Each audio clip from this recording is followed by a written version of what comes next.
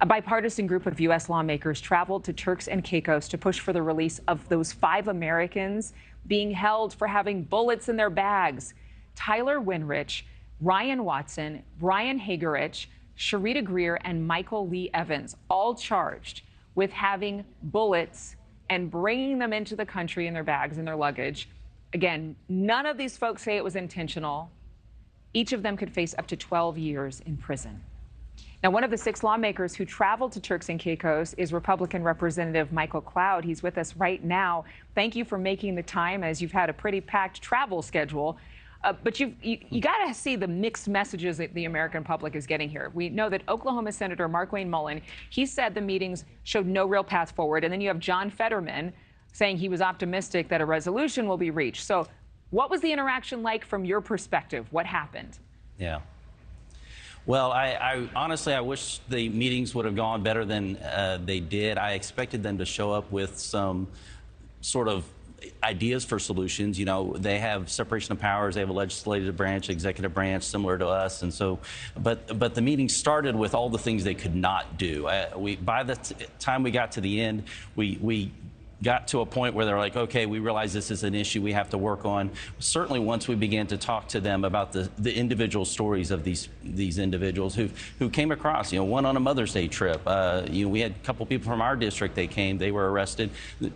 School teachers on their 40th anniversary trip. These are not criminals. These are people who have no criminal record at all. They're going there because they're being arrested because a couple rounds were left in a luggage. Some literally within the scenes where they had to kind of rip apart the bag to find it. Yeah. You know, and they're facing horrific conditions. And so we're hoping to see some progress both in the cases, but we also were talking about what can we do to adjust the laws in this place, so that we can not worry about this going forward. It's every 3 weeks right now we see an American being detained there, and that's very, very concerning. Well, it's so strange that there's so many of them all around the same time, all connected, or not, rather, none of them connected. None of them know each other.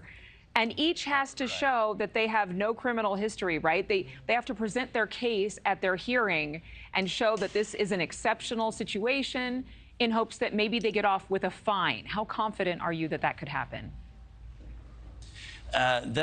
We've been trying to convince Turks and Caicos that they should be trying these people or using the Customs Act to prosecute them, which would be fine and deportation, send them home. And again, these individuals are being arrested on their way out of the country. So they've already come, they've had their time there, they've spent their money, and they're going on the way out, and their lives are being affected. Tens of thousands of dollars. One individual spent $100,000 just trying to exist while his case is considered. And what was troubling to me, because we would sit there, they would talk about their legal process and what they're trying to accomplish, but these individuals were told, hey, you can't hug your wife and child as they go and we arrest you. You can't even say goodbye to them. And that was very troubling to me. One of the things that I brought up, where you can talk about your legal process all you want, but this says a lot to the heart of what you're trying to deal with.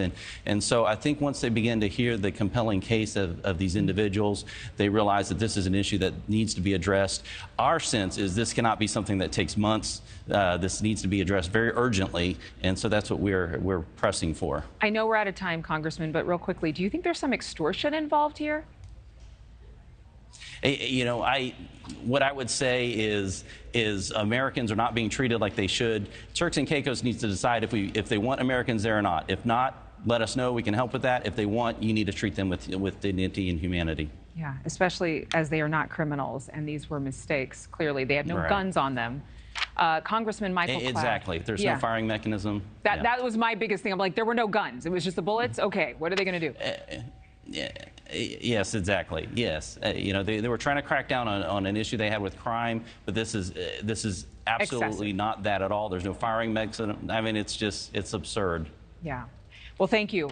We appreciate you sharing what you can with us. I know it's a delicate situation. We know diplomacy is of utmost importance. Thank you.